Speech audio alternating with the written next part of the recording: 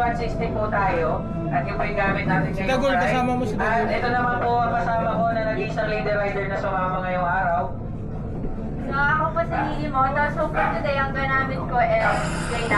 Pero meron po akong Aero 155. Sayang ako, dahil ko naka-ATV 160. Pero gamit ko ngayon is JTV po, part po ng Pinapanda, and Quick Tire Philippines. Kami po yung madalas kasama Si Dagul naman, si Dagul. Dagul at ni Rodi. Rodi, Aldi. Aldi po, Nakayamaha and Max from Pure Panda. Hi guys, Mikomoto pala. Naka-EDV 160 rin and gamit ko yung right now na may gamit ko yung natin. Yeah. Yes. Hi mga Roots, Rodi po. Tapos gamit ko ngayon si Dagul. Wala ko si Dagul.